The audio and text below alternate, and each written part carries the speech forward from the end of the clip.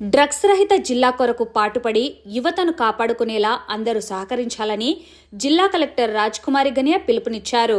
గురువారం ప్రపంచ మాదక ద్రవ్యాల వ్యతిరేక దినోత్సవం సందర్భంగా స్థానిక ఎస్పీజీ మైదానంలో నషాముక్త్ భారత్ అభియాన్ కార్యక్రమంలో భాగంగా ఏర్పాటు చేసిన కార్యక్రమంలో జిల్లా కలెక్టర్ రాజ్కుమారి, జిల్లా ఎస్పీ అదిరాజ్ సింగ్ రాణా పాల్గొన్నారు.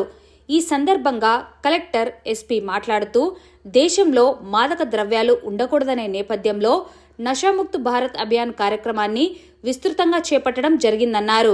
జిల్లా స్థాయిలో మాదక ద్రవ్యాలను నియంత్రించడానికి అనేక కార్యక్రమాల ద్వారా ప్రజలలో అవగాహన కల్పిస్తున్నామన్నారు.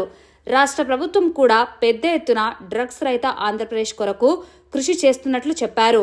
ఏ వ్యక్తి అయినా చెడు అలవాట్లు, మాదక ద్రవ్యాలకు బానిసైతే తన ఎదుగుదలకు తానే అడ్డుకట్ట వేసుకోవడంతో పాటు ఆర్థికంగా, మానసికంగా కుటుంబ బంధాలకు దూరమయ్యే అవకాశం ఉంటుందన్నారు.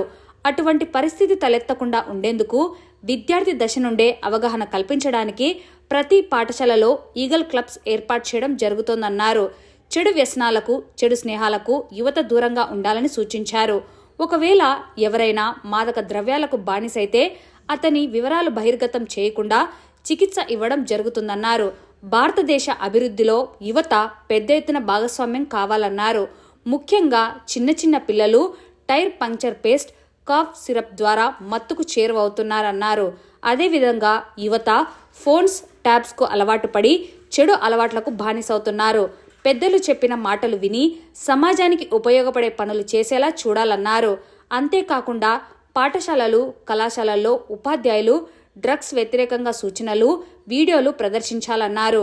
అదేవిధంగా నషాముక్త్ భారత్ అభియాన్లో భాగంగా నిర్వహిస్తున్న వివిధ కార్యక్రమాలలో యువత పెద్ద ఎత్తున పాల్గొనాలన్నారు. అనంతరం ప్రజలకు అవగాహన కల్పించడానికి ఎస్పీజీ మైదానం నుండి మాదక ద్రవ్యాలకు వ్యతిరేకంగా బహిరంగంగా ర్యాలీని కలెక్టర్, ఎస్పీలు జెండా ఊపి ప్రారంభించారు. ఈ ర్యాలీ ఎస్పీజీ మైదానం నుండి మున్సిపల్ కార్యాలయం వరకు వెళ్లి తిరిగి ఎస్పీజీ మైదానం చేరుకుంది. అక్కడే మానవహారాన్ని నిర్వహించి పాల్గొన్న అందరితో మాదక ద్రవ్యాలకు వ్యతిరేకంగా పోరాటానికి కృషి చేస్తామని ప్రతిజ్ఞ చేయించారు.